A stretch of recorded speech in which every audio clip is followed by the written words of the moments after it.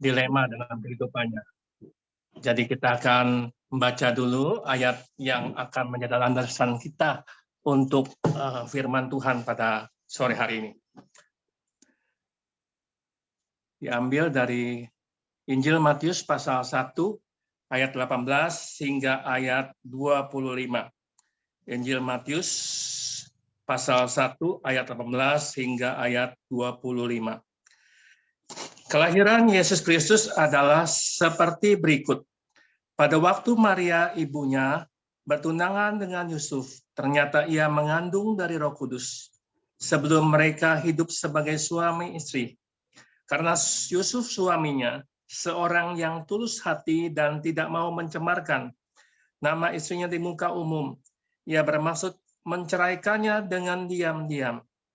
Tetapi ketika ia mempertimbangkan maksud itu, malaikat Tuhan nampak kepadanya dalam mimpi dan berkata, Yusuf anak Daud, janganlah engkau takut mengambil Maria sebagai istrimu, sebab anak yang di dalam kandungannya adalah dari Roh Kudus.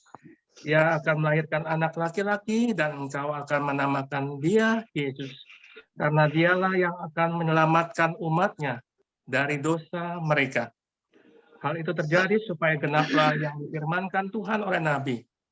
Sesungguhnya anak darah itu akan mengandung dan melahirkan seorang anak laki-laki, dan mereka akan menamakan dia Immanuel, yang berarti Allah menyertai kita.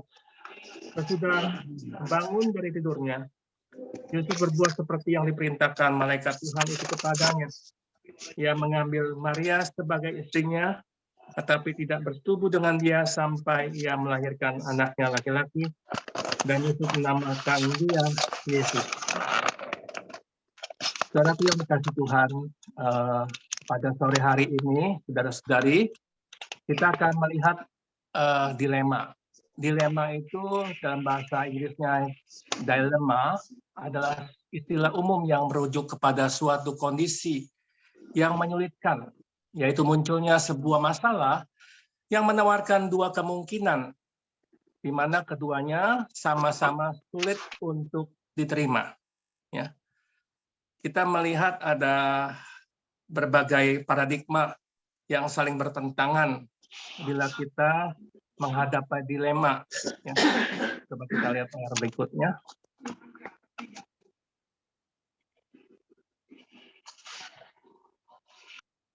Nah, ada yang bertentangan antara individu melawan masyarakat. Jadi ada pemikiran yang mempertimbangkan adanya dilema antara membela masyarakat atau membela individu. Ada paradigma yang membela keadilan atau rasa kasihan. Ada juga paradigma yang membela kebenaran atau melawan satu kesetiaan, loyalitas kepada satu individu atau satu institusi atau keteguhan. Yang keempat, kita akan melihat lanjutannya.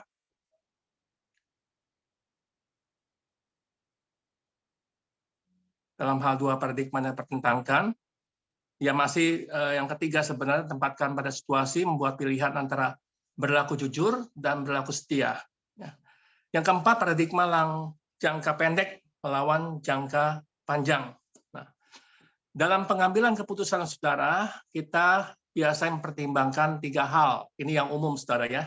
Ini mengenai dilema etika secara umum tapi saya sekilas saja untuk membicarakannya. Nanti kita langsung pada kisah Yusuf yang menjadi renungan pada kita pada sore hari ini. Yang berikutnya, dalam hal pengambilan keputusan, biasanya orang itu mempertimbangkan untuk melakukan demi kebaikan orang banyak, atau yang kita kenal dengan berpikir berbasis pada hasil akhir, atau yang kedua, menjunjung tinggi nilai-nilai pada prinsip dalam diri, atau yang sering disebut dengan berpikir berbasis peraturan. Ya. Mungkin nanti dalam kisah Yusuf juga ada aturan Tuhan, kehendak Tuhan yang dituruti oleh Yusuf dalam mengambil keputusan. Yang ketiga, melakukan apa yang kita harapkan orang lain lakukan pada diri kita, atau kita kenal dengan cara berpikir berbasis rasa peduli. Ya. Kalau orang kalau kita mau orang lain lakukan pada kita, lakukanlah itu. Ya. Tapi saudara, sekarang kita akan langsung kepada slide terakhir. Kita belajar dari Yusuf dalam hal mengatasi dilema. Kita akan melihat saudara latar belakang adat budaya orang Yahudi pada zaman itu, saudara. Kalau sekitar tentang pertunangan sepasang kekasih atau tunangan, itu berbeda dengan zaman sekarang, saudara. Ya. Saudara, bahkan dalam konteks pernikahan kita, di zaman sekarang pun, saudara, situasi antara Maria dan Yusuf lebih daripada sekedar sebuah keanehan. Mereka berpasangan, dan Yusuf disebut suami Maria. Namun pada waktu yang sama, ayat 18 memberitahu kita bahwa mereka belum hidup bersama, belum hidup serumah. Berarti mereka belum berhubungan intim, belum bersetubuh, belum berkeadaan sebagai suami istri, sekalipun statusnya sudah. Dan dalam ayat 20, malaikat memberitahu Yusuf untuk tidak takut mengambil Maria menjadi istrinya. Itu satu keputusan yang nanti berdasarkan role yang Tuhan berikan, kehendak Tuhan, Yusuf melakukan itu. Tapi kita lihat saudara prosesnya. Ya. Jika demikian, apakah mereka sudah menikah atau belum? Ya. Tepatnya bagaimana jenis hubungan antara mereka berdua? Singkat kata, mereka telah bertunangan.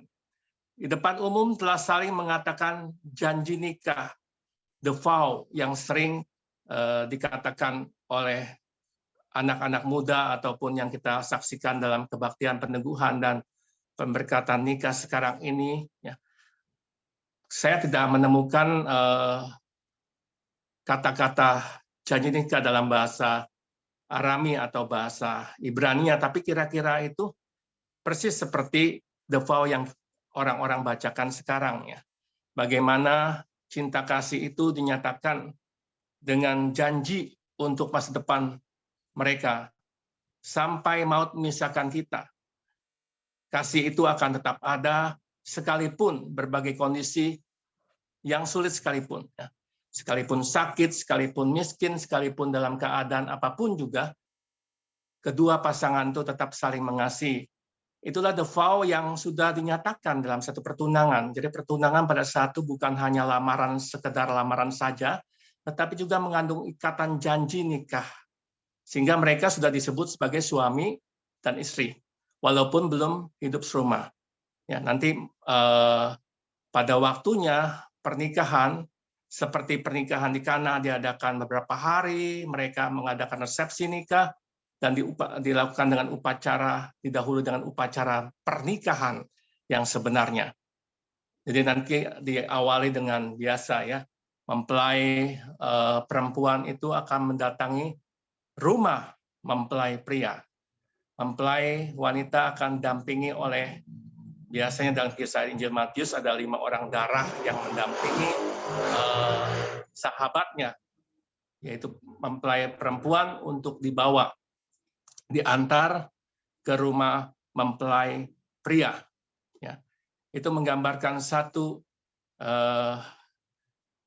jenjang yang berbeda. Ya. Antara jenjang pertunangan dengan jenjang pernikahan bedanya hanya beberapa bulan. Bisa juga sampai setahun, bahkan lebih. Tapi saudara, itu menggambarkan sesuatu kehidupan untuk mempersiapkan pernikahan itu sendiri. Ya. Jadi saudara, saya ulangi, singkat kata mereka telah bertunangan, di depan umum telah saling mengatakan janji nikah, the vow tadi, tetapi belum menikah. Hari ini kita menyebut mereka bertunangan, tapi pada masa itu pertunangan bukan sekedar pertunangan, melainkan event yang lebih serius. Karena pertunangan di masa kini mudah putus dan pasangan tidak mengalami penderitaan yang panjang, paling hanya sakit hati sementara, tetapi kembali ke zaman di mana Maria dan Yusuf hidup. Saat sepasang kekasih membuat sebuah pernyataan, ya, deklarasi yang formal tentang keinginan mereka untuk menikah, yang mana disebut sebagai sebuah pertunangan. Namun sebenarnya sama seperti ikatan janji nikah, the vow, yang saya katakan tadi. Dan masa pertunangan berlangsung beberapa bulan, bahkan sampai beberapa tahun. Mengapa harus demikian, saudara? Karena kadang-kadang seorang mempelai pria harus menunggu sampai ia telah menabung cukup banyak uang untuk menikahi istrinya. Pada zaman Yusuf dan Maria, seorang mempelai pria sering harus membangun sebuah kamar atau bilik dalam lingkungan rumah ayahnya, di mana pasutri baru itu nanti akan diam atau tinggal ya, hanya bila sang ayah mempelai pria berkata bahwa segalanya sudah siap, pernikahan dapat dimulai. Dan kini kita dapat melihat betapa merusaknya, betapa mengejutkannya berita tersebut bagi Yusuf. Lagi pula ia belum mengumumkan niatnya untuk menikah, untuk menikahi Maria. Ia sudah dan sedang bekerja dan menabung dan bangun dan persiapkan semuanya pada waktu ia sedang menantikan pernikahan itu. Pada waktu ia sedang menantikan pernikahan itu akan diadakan. Dan kemudian ia menemukan bahwa Maria sedang mengandung seorang bayi. Tetapi tentu bayi itu tidak akan menjadi bayi Yusuf. Sekarang kita tidak tahu bagaimana Yusuf dapat mengetahui, dapat menemukan tentang kehamilan Maria. Dalam perikop Injil Lukas, yaitu Lukas pada bagian-bagian pertama, malaikat datang kepada Maria dan memberitahu Maria berita ini, saudara. Tetapi Lukas dan Matius tidak menyebutkan Maria meneruskan, Maria menyampaikan berita ini kepada Yusuf. Sebaliknya, Matius hanya mengatakan dalam ayat 18 bahwa ia ditemukan, kedapatan mengandung anak itu. Pada waktu Yesus mendengar berita tersebut, kehamilan Maria nampaknya tidak cukup untuk diketahui atau belum diketahui. Tetapi bahkan jika Maria telah memberitahu Yusuf apa yang malaikat katakan kepadanya, nampaknya Yusuf tidak percaya hal itu. Paling tidak, saudara, pada mulanya. Dan memang sukar untuk mempercayai perkataan malaikat.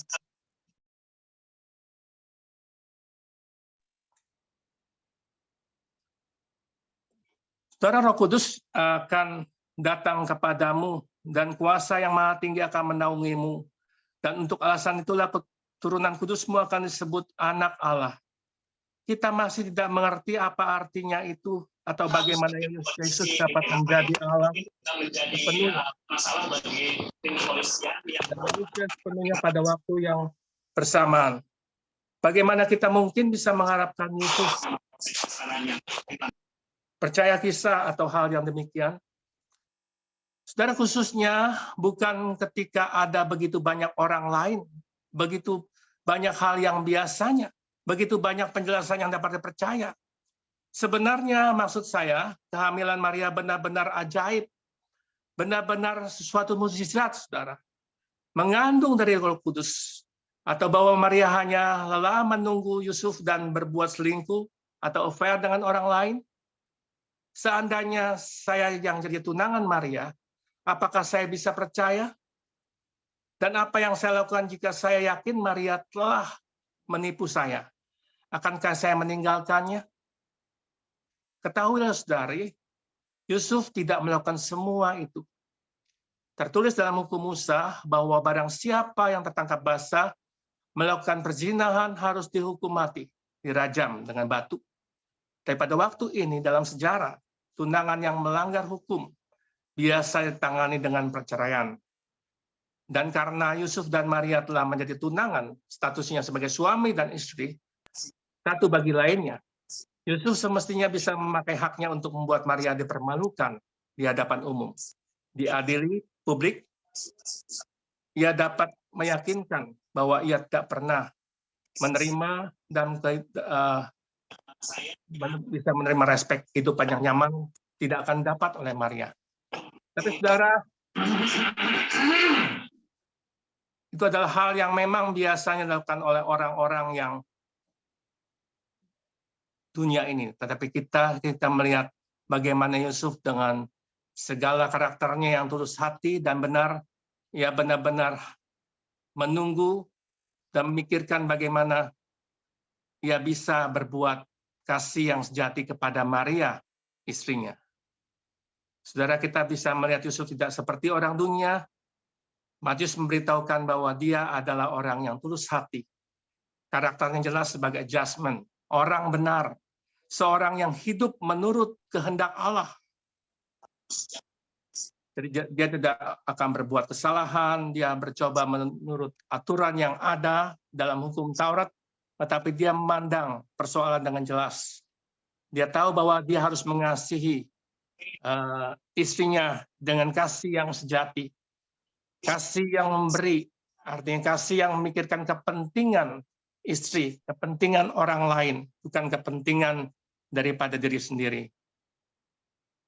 Karena dia mengasihi istrinya yang memutuskan untuk menanggung segala konsekuensi yang terjadi, sekalipun itu buruk, ia dapat membuat menanggung semuanya dan melepaskan Maria daripada pengadilan publik, tidak mencemarkan nama baik Maria, dan dia sebenarnya ingin menceraikan Maria dengan diam-diam, dengan sembunyi-sembunyi.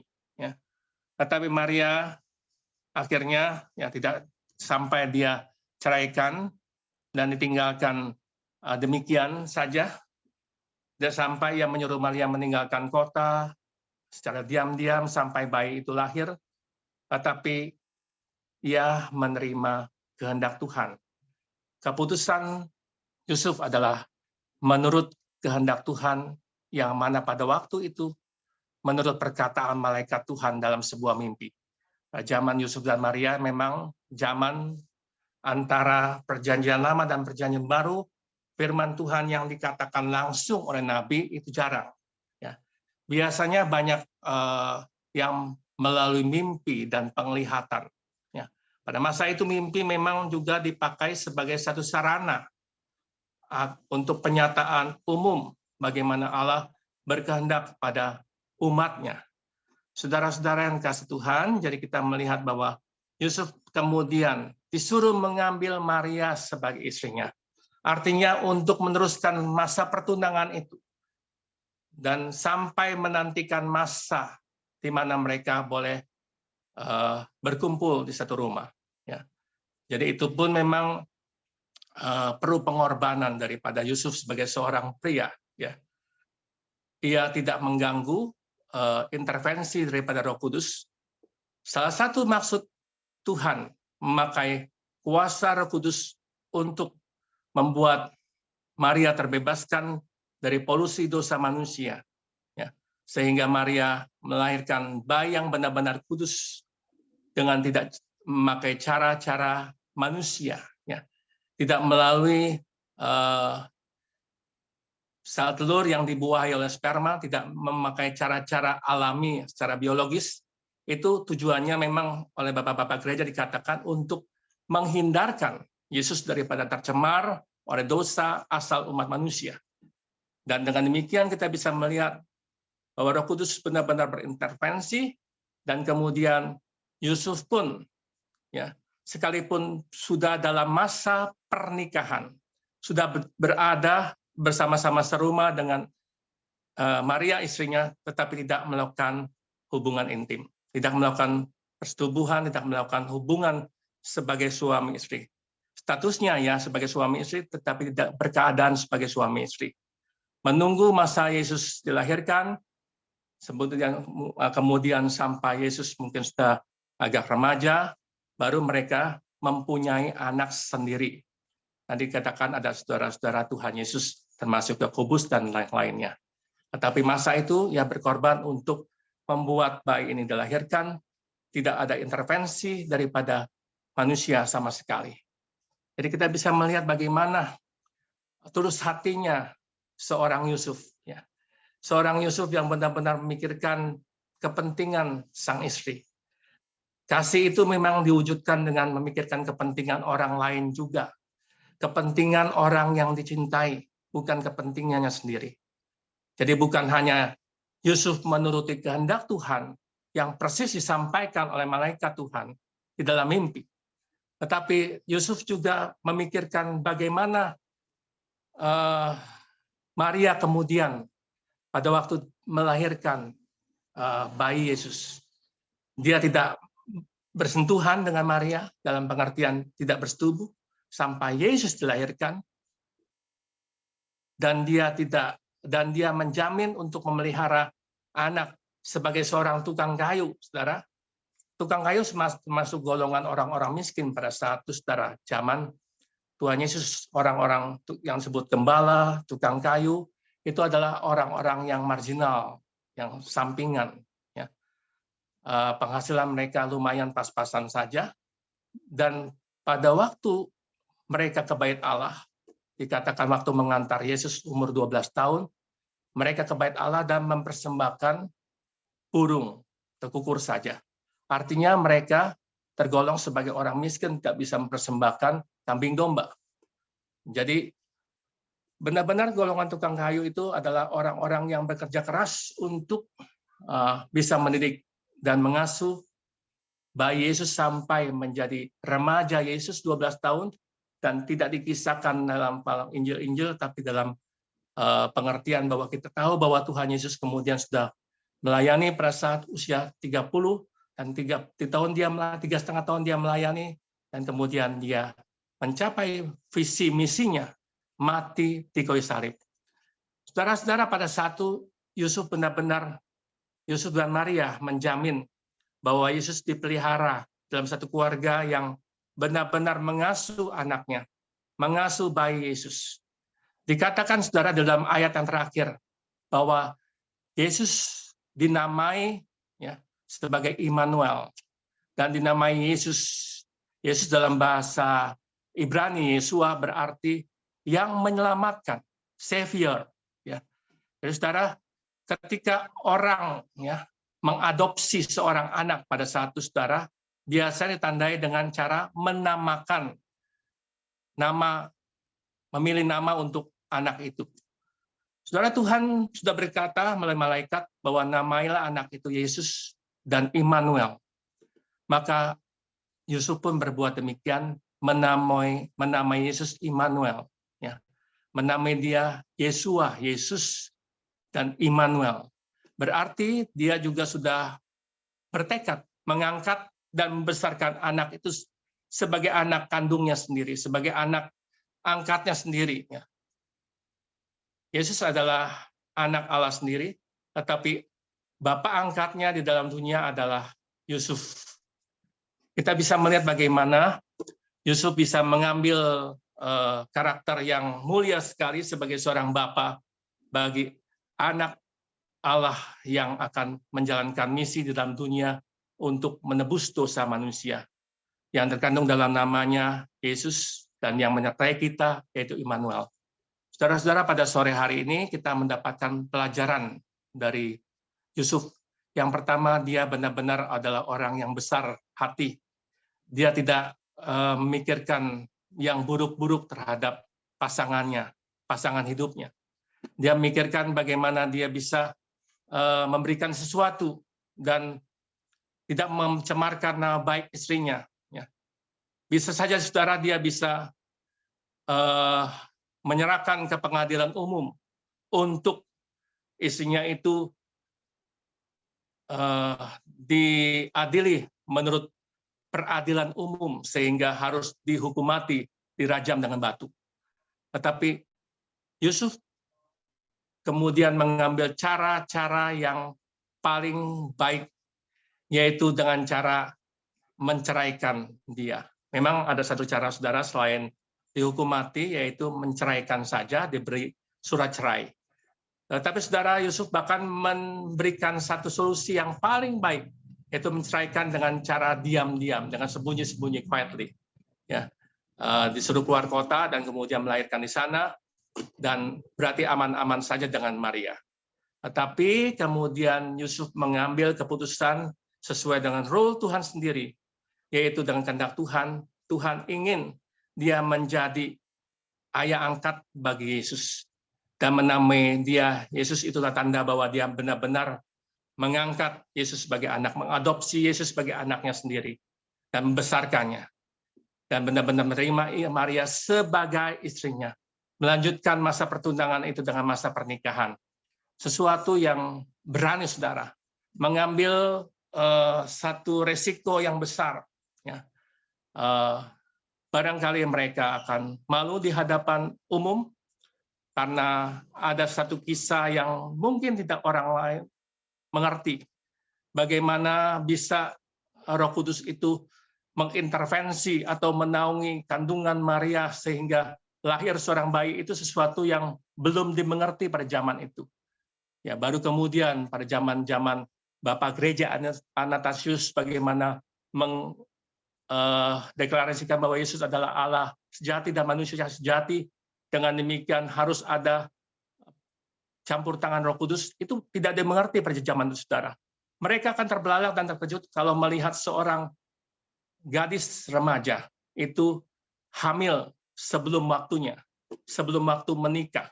Ya. Dalam masa pertunangan, saudara, mereka masih menunggu dan belum berhubungan badan. Kenapa sampai gadis remaja itu hamil? Saudara, dalam beberapa galian Alkitab, saudara, dikatakan Maria itu ya memang adalah gadis remaja berusia sekitar 16-17 tahun. Yusuf mungkin lebih tua sedikit, berusia 19-20 tahun. Dan mereka memang kawin muda pada masa-masa itu, dan kemudian dalam masa berapa bulan akan menikah sebagai suami istri yang sah. Jadi saudara-saudara, kita bisa melihat pergumulan pada satu. Ketika Yusuf sedang menunggu masa pernikahan, memasuki event upacara pernikahan, setahun atau berapa bulan kemudian, tetapi didapati Maria hamil karena Roh Kudus. Itu harus terimanya, dia menerima kehendak Tuhan, betapapun sulit, betapapun dia harus menanggung segala risiko yang ada. Kita dalam kehidupan kita sebagai orang beriman, kadangkala harus mengambil bagian yang kita sebenarnya tidak harus terima. Tetapi kita menerimanya demi kebaikan orang lain. Ya. Demi Tuhan, kita bisa melihat bagaimana keadilan ditegakkan, bagaimana kita bisa mengambil keputusan memikirkan orang banyak, bagaimana kita bisa mengambil keputusan untuk memikirkan anak kita, cucu kita. Saudara-saudara, saya yakin saudara-saudara sudah hidup lama sebagai suami istri ataupun pasangan saudara sudah tiada, tetapi saudara bisa memberikan teladan kepada anak cucu saudara yang akan menikah kemudian hari, yang akan memberikan janji pernikahan, the vow itu, bagaimana kita mendidik mereka untuk bisa setia sampai maut memisahkan mereka dari pasangan mereka. Dengan janji kasih yang mengasihi untuk selamanya, tanpa batas, tanpa dibatasi oleh kondisi batasan tertentu. Saudara, kasih itu adalah kasih yang abadi, kasih itu adalah kasih dalam bahasa Indonesia, saudara, benar-benar sempurna dan cocok, saudara, karena kasih itu berarti sesuatu yang memberi. Kasih, ya, kita mengasihi, kita memberikan sesuatu kepada orang yang kita kasih. Mari kita berdoa, saudara. Saya akan memimpin doa untuk beberapa renungan pada sore hari ini. Tuhan Bapa kami di dalam surga, kami sejenak sudah merenungkan kisah pertunangan Maria dan Yusuf yang kemudian dilanjutkan sampai kisah pernikahan mereka.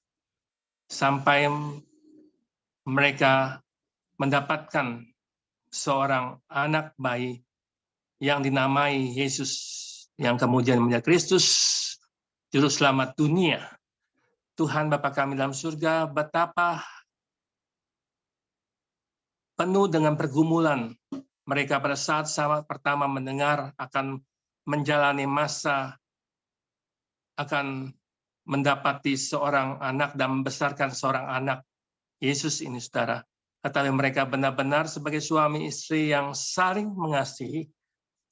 Yusuf benar-benar menjadi seorang yang tulus hati dan benar, yang benar-benar mengambil